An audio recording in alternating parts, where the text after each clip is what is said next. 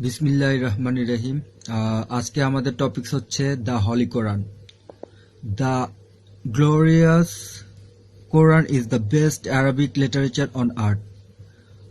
Astronomy, hydrology, oceanography, biology, botany, zoology, medicine, physiology, embryology, all major scientific discoveries were mentioned 14 years ago in the Holy Quran. And not a word has changed. It is still the same. Science has proved 80% and have only 20% left to future. So কোরআনে হচ্ছে যে 80% হচ্ছে science proof. কোরআনটা হচ্ছে 80% science proof, 80% আর হচ্ছে 20% future. তো এই 20% ফিউচারের মধ্যে আছে যে ইমাম মেহেদী আসবে, দাজ্জাল আসবে, ঈসা নবী আসবে, সূর্য পশ্চিম থেকে উঠবে, তারপর হচ্ছে সূরা দোখান অ্যাস্টেরয়েড আঘাত করবে, 40 দিন কালো ধোঁয়া থাকবে, তারপর হচ্ছে সূরা জিলজাল 3টা ম্যাসিভ ভূমিকম্প হবে, তারপর হচ্ছে ইয়াজুজ মাহুজ। এই 20% এগুলো হচ্ছে কোরআনে ফিউচার, এগুলা শুধু আছে। আর most of the Nobel Prize winner scientists had got their initial idea from the Holy Quran. So দাজ্জালের সায়েন্টিস্ট গুলা, আইনস্টাইন, স্টিফেন হকিং, সবগুলা হচ্ছে ঠিকই কোরআন থেকে হচ্ছে নোবেল প্রাইজ নিয়ে গেল। ঠিক আছে, সবগুলা হচ্ছে কোরআন থেকে নোবেল প্রাইজ নিয়ে গেল, আর আমাদেরকে ধরাই দিল হচ্ছে সায়েন্স। সায়েন্সটা আসছে বেসিক্যালি দাজ্জালের যে গুপ্ত সংগঠন ইলুমিনাতি, ফ্রিমেশনারি, ওদের কাজই ছিল হচ্ছে সায়েন্স চর্চা করা। আর সায়েন্সটা বেসিক্যালি আসছে হচ্ছে লুসিফার থেকে, ইবলিসের থেকে। ইবলিসের অনেক জ্ঞান ছিল। সো ইবলিসে অনেক জ্ঞান ছিল। যখন আল্লাহ আদম আলাইহিস সালামকে তৈরি করলো, তখন ইবলিসকে বলল যে আদম আলাইহিস সালামকে সেজদা দেওয়ার জন্য। তখন ইবলিসের অহংকার ছিল যে ইবলিস অনেক বেশি জ্ঞানী। ঠিক আছে, সো সে তখন আদম আলাইহিস সালামকে সেজদা দেয় নাই।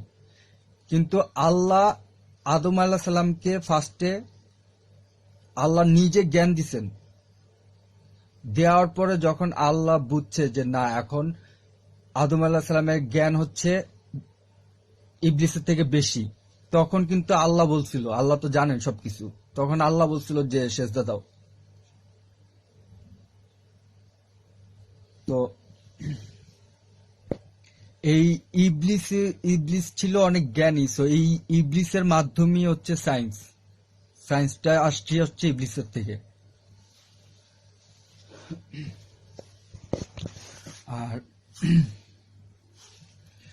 কোরআনের মাধ্যমে হচ্ছে সবগুলাই নোবেল প্রাইজ নিয়ে গেছে, কিন্তু একটা ওয়ার্ড, একটা সেন্টেন্স জাস্ট গবেষণা কইরা। এই যে এখানে সবগুলা টপিকস এর উপরে কিন্তু সবগুলা সায়েন্টিস্ট নোবেল প্রাইজ পাইছে। আর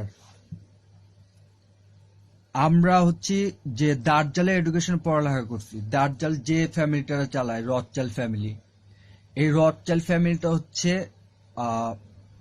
দুনিয়াতে সবচেয়ে ধনী ফ্যামিলি। এটা ওদের কাছে হইতাছে দুনিয়ার 90% অ্যাসেট ওদের কাছেই।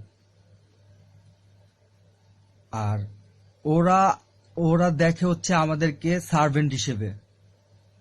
তো এডুকেশনটা ওরা এরকম ভাবেই তৈরি করছে যে আমরা আমাদের এডুকেশন কমপ্লিট করার পরে ভালো একটা এমপ্লয়ার হচ্ছি, মানে আমরা একটা ভালো একটা সার্ভেন্ট হইলাম।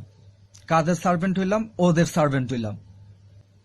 আর এই কোরআন বাদ দিয়েই, ঠিক আছে, আমাদের এডুকেশনটা, মানে কোরআন বিচার দিবসের দিন কথা বলবে।